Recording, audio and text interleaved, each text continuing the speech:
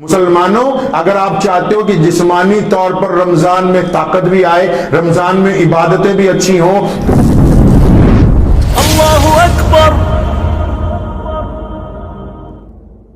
آج کل لوگ تنقید ڈھونڈتے ہیں رمضان میں، مولوی پر تنقید ہو جائے، کچھ دوستوں پر ہو جائے، کچھ نمازیوں پر ہو جائے، کچھ فتوی بازیاں ہو جائیں۔ خدا کی قسم، جو لوگ ان مسائل میں گھس گئے کہ فروعی مسائل میں آئے، آؤ رمضان میں بھی لوگوں کے دلوں کو تکلیف پہنچائیں، رمضان میں بھی مسائل ڈھونڈ کے لائیں کہ کس کا پاجامہ اونچا ہے، کس کا نیچا ہے، کون پیسے زیادہ لے گیا، کون کم لے گیا۔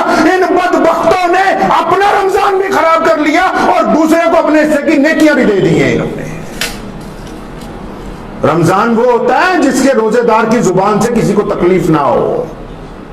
رسول کریم نے فرمایا، کہو صلی اللہ علیہ وسلم، رسول کریم نے فرمایا کہ روزہ ڈھال ہے۔ ڈھال سمجھتے ہیں تلوار کے ساتھ جو استعمال کی جاتی، فرمایا روزہ ڈھال ہے مومن کے لیے جب تک وہ اس کو پھاڑ نہ ڈالے۔ روزہ پھٹتا ہے گالی دینے سے، روزہ پھٹتا ہے کسی ماں بہن کو غلط نگاہ سے دیکھنے سے، روزہ پھٹتا ہے کسی کا دل دکھانے سے، روزہ پھٹتا ہے مکائی کرنے سے، روزہ پھٹ جاتا ہے کسی نمازی پہ تنقید کرنے سے، روزہ پھٹ جاتا ہے کسی نئے مسجد میں آنے والے کو تنگ کرنے سے، روزہ پھٹتا ہے کسی غریب سے بدتمیزی کرنے سے، روزہ پھٹ جاتا ہے حرام مال گھر میں لے جانے سے۔ جو بندہ سارا دن بھوکا رہتا ہو اور لوگوں کو تکلیف پہنچاتا ہو، اس کو غلط فہمی ہے کہ وہ روزے سے ہے۔ اللہ کو ایسے بندے کا روزہ قبول ہی نہیں ہے، اس کو غلط فہمی ہے۔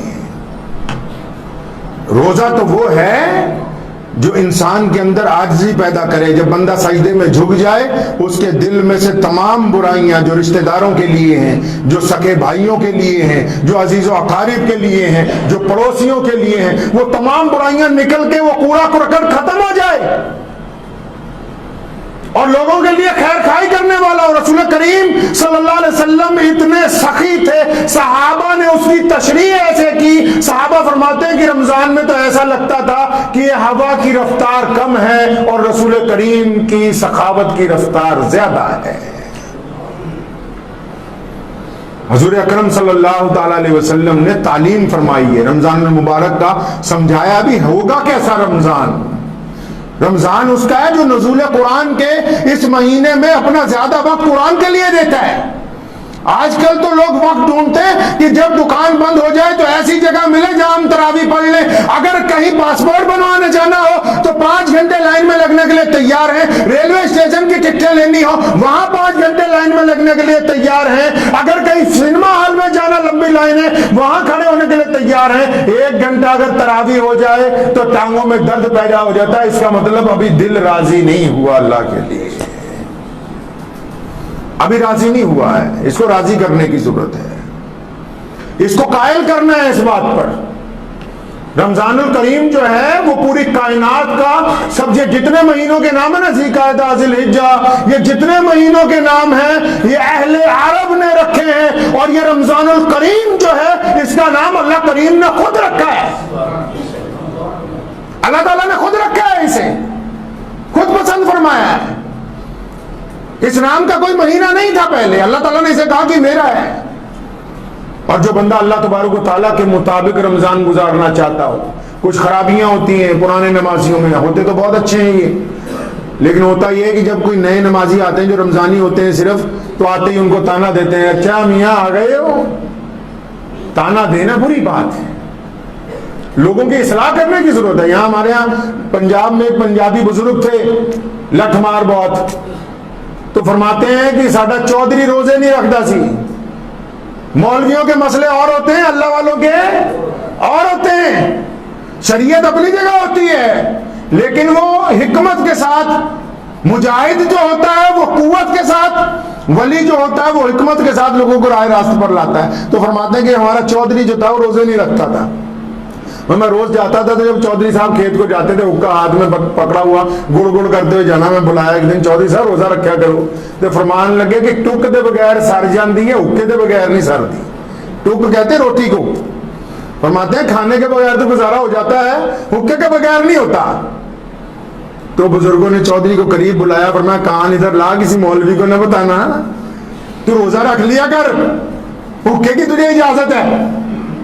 रोजा रख लिया कर, हुक्के की इजाजत है तुझे, कोई बात नहीं। हमारे पीर हजरत मौलाना शाह अब्दुल कादिर साहब रायपुरी रहमतुल्लाह अलैह, अल्लाह तबारक व तआला उनकी दर्जात बुलंद फरमाए, उनके पास एक बंदा आ गया, कहने लगा हजरत ने फरमाया नमाज पढ़ा करो। फरमाया नमाज तो पढ़ूं, बार बार वजू करने को मेरी तबीयत नहीं चाहती, मैं बिना वजू के पढ़ूंगा। हजरत रायपुरी रहमतुल्लाह अलैह की खानकाह का वाक़या है, यहाँ सहारनपुर में है वो खानकाह भी। तो फरमाया अच्छा कोई बात नहीं, बिना वजू के पढ़ लिया करो, पढ़ो लेकिन हमारे साथ। अब जितने मौलवी बैठे थे हाथों की भौएं ऊंची हो गई, भी ये नमाज तो होती नहीं बिना वजू के। अब वो बंदा राजी हो गया, कहता कि हजरत बिना वजू के पढ़ूंगा, तू बिना वजू के पढ़ भाई, आ जा। वो आ गया बिना वजू के, एक फजर पढ़ी, जोर पढ़ी, असर पढ़ी, मगरिब में हजरत के साथ ही वजू करने बैठ गया साथ में। कहने लगा अब मेरा दिल इस बात पे माइल है कि जब वजू करके नमाज पढ़ी जाती है, जब पढ़ी रहा तो वजू के साथ क्यों ना पढ़ूं। तो हजरत ने उसे कहा कि ना इतना है, कान इधर लिया, टुक छट देनी है, हुक्के गुड़गुड़ करी जा।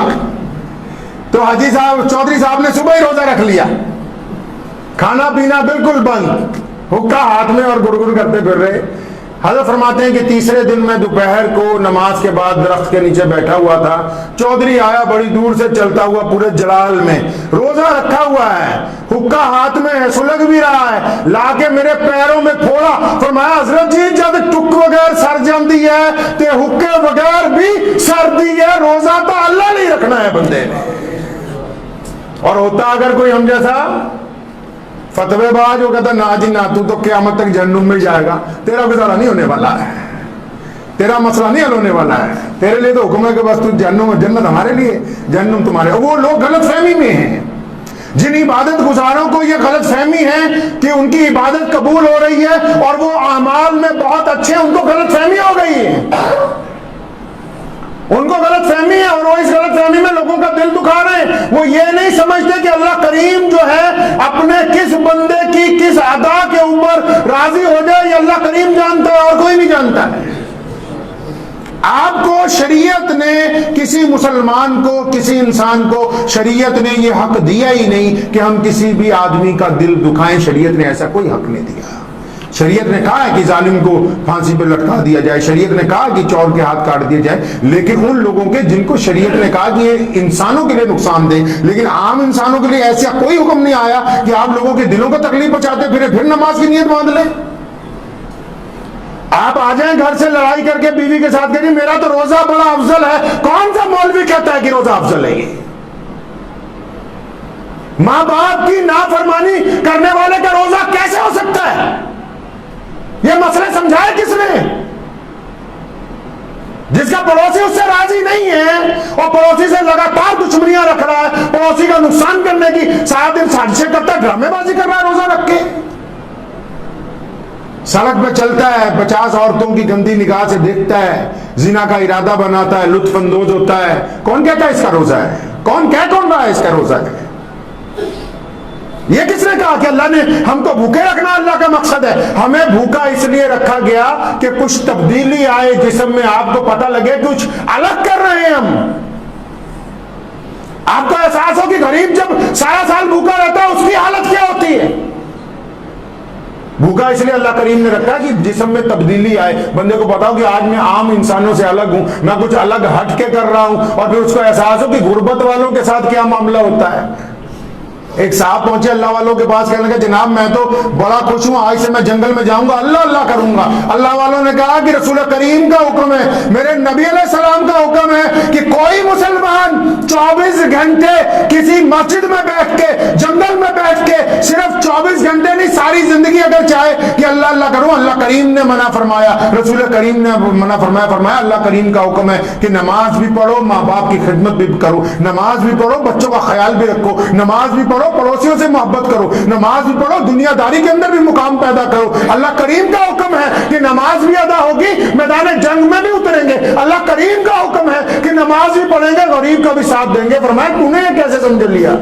कहने लगा हज़रत मैं तो ऐसे समझा कि मैं एक जंगल में गया था रात, तो एक शेर को मैंने देखा, मैं दरख्त पे चढ़ गया तो उसने एक बकरी मारी, बकरी मार के खुद भी खाई, मैं उसके पीछे पीछे चलता रहा, तो एक पहाड़ी पर गया वो शेर, तो वहां एक लोमड़ी बैठी हुई थी जिसके दोनों पैर खराब थे, पैर खराब थे दोनों, तो शेर ने बाकी बची हुई गोश्त उसको दिया, लोमड़ी खाने लगी।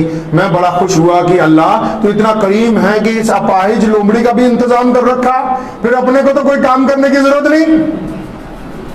आप तो अल्लाह अल्लाह करेंगे, अल्लाह ताला ने खाना दे ही जाना है। तो अल्लाह वालों ने कहा कि अरे बेवकूफ, लोमड़ी बनने की सोच रहा है, अल्लाह करीम ने ये शेर तेरी रहनुमाई के लिए दिया, शेर बनना है, खुद भी खाना है, गरीबों को भी खिलाना है। हाथी का जिस्म कितना बड़ा है देखा आपने, लेकिन शेर जंगल का बादशाह है। हाथी बड़ा होने के बावजूद बादशाह नहीं है, रियाया है। शेर जंगल का बादशाह क्यों? क्योंकि वो हफ्ते में 1 दिन गोश्त खाता है, 5 दिन गोश्त से मुंह मोड़ के। मुसलमानों, अगर आप चाहते हो कि जिस्मानी तौर पर रमजान में ताकत भी आए, रमजान में इबादतें भी अच्छी हों, पहली बात तो ये कि अपना आधा खाना हमने उन लोगों तक पहुंचाना है जो हमारे लिए मुस्तहिक हैं, जिन तक कोई पहुंचता नहीं है। दूसरी बात, जितना ज्यादा खाएंगे उतना ज्यादा दिमाग में खुराफात आएंगी। जितना ज्यादा गोश्त खाएंगे, जितना ज्यादा रोटियां चावल लाई जाएंगे थल्ले, उतना ही दिमाग में फतूर पैदा होता रहेगा। रसूल करीम सल्लल्लाहु अलैहि वसल्लम ने फरमाया नौजवानों को कि या निकाह कर लो फौरन या रोजे रखा करो, क्योंकि जो ज्यादा खाना पीना वो इंसान को शहवत की तरफ लेके जाता है। रमजानुल करीम में हमारी ये जिम्मेदारी बनेगी, किसकी? हमारी सबकी ये जिम्मेदारी बनती है, तमाम दुनिया के मुसलमानों की, कि हमने हुजूर अकरम सल्लल्लाहु अलैहि वसल्लम के हुक्म के मुताबिक उन लोगों तक जरूरतें पूरी करनी जिनकी कोई कर नहीं सकता। करेंगे इंशाअल्लाह। मुझे उम्मीद है कि आपको ये वीडियो पसंद आई होगी। अगर पसंद आई हो तो ये आप अपने दोस्तों के साथ शेयर करें और इस चैनल को सब्सक्राइब जरूर करें।